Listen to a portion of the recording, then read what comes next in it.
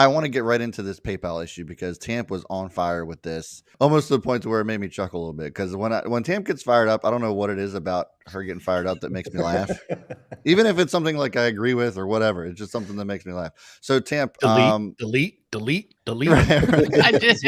literally deleted my PayPal this morning. The whole account is gone. Yeah. Yes, cross the line. That was part of our pre-production meeting. Was Tamp deleting her PayPal? Yes, I prefer not to live in George Orwell's 1984 novel in real life, so I deleted PayPal. So what happened? Oh, yeah. So all the screenshots you're going to see today are of them withdrawing their updated terms that they put out over the weekend that were supposed to go into effect in November. But basically, PayPal put up new terms of agreement that said most of it was just normal stuff. And then there was this clause in there that stated that they would target anybody who was sending, posting, or publishing any messages on the internet or anywhere, any materials that promoted misinformation. Okay. How would they, what would they do if they targeted you for misinformation? Oh, they would deduct $2,500 from your PayPal account if they found you in violation of spreading misinformation. Bitch, yes. What?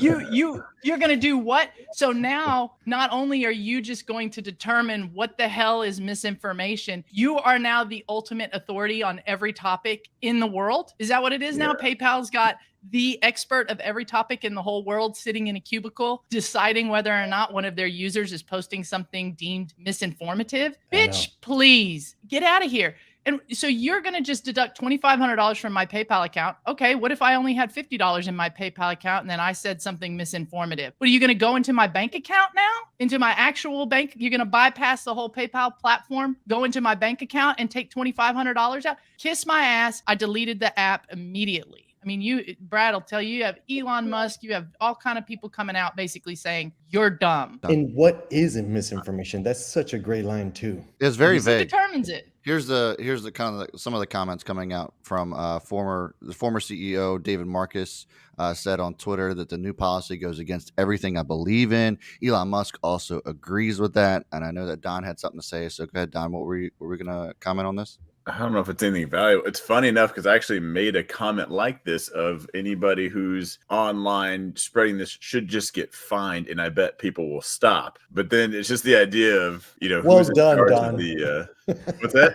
Well done, Don. Yeah, but I there's a very clear situation with that though. Like I even said it on that stream. I remember saying exactly that. But it's just who's in charge of misinformation? Because I get if it's just blatant, but then at what point? Because I think that would help people stop posting stuff you have no idea what you're talking about, or if you didn't even read, you didn't do most people just see that and share it like a little mindless drone, and I do hate that aspect. The whole I feel like this is going to turn very Twitterish. Because Twitter is so far left, and I don't know if it's true or not. But then there's what did Elon actually say? DWAC or True Social should be called Trumpet. He said it's a far right echo chamber, and it should be called Trumpet. And everything started melting immediately. and that's true because both those platforms are very. You know who your audience is.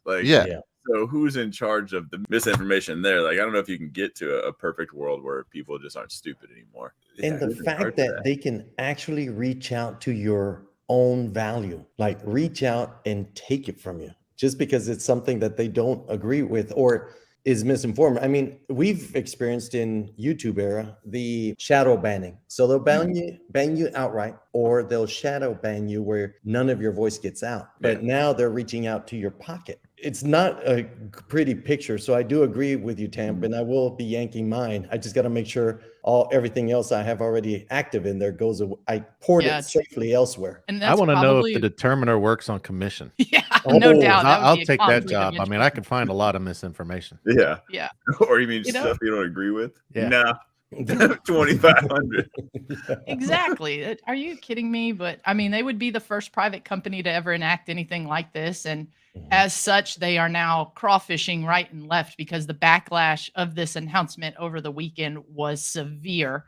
I mean, like you said, I am one of, I'm sure, thousands of people who deactivated not only my personal PayPal account, but I also deactivated my business account as well. So they lost 2 from me. And by no means am I a whale, or this is the power that I have as a consumer, to either stand for something that a company that I work with, I can either stand behind them, whether I agree with them or not, and on this one, this is way, way, way too much power. You have no business going into this. This was a major, major issue for me. You will not deem me appropriate or inappropriate PayPal. I'll leave my parents to that. I'll leave my own morality to that.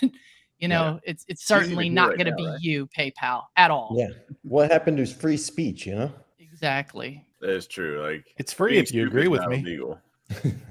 Yeah. Right. Somebody even said it too. They brought up a Benjamin Franklin quote that said, "It is the first responsibility of every citizen to question authority." This is a topic that's been around for ages, right? It's just new people trying to get into power. I would have loved to be a fly in that boardroom meeting where they said, "Hey, here's an idea. Let's get into the misinformation game and tell people we'll fine them if they say something we don't agree with." Oh, wow. How much are we going to fine them? $100, $2,500. Who thought this was a good idea? This is like these dumbass commercials that come out all the time. And you sit there after the 15 or 30 seconds you watch it and you're like, who the fuck approved this? Who was in the meeting that said this shit right here was a good idea? Right. And it's even just that thought process that PayPal was actually able to meet, agree upon, and then release to the public something so asinine that in and of itself, whether I agree with it or not, is enough to make me bounce as a consumer. Like, I don't know what kind of think tank you guys have going on, but regardless of topics, kiss my ass. I mean,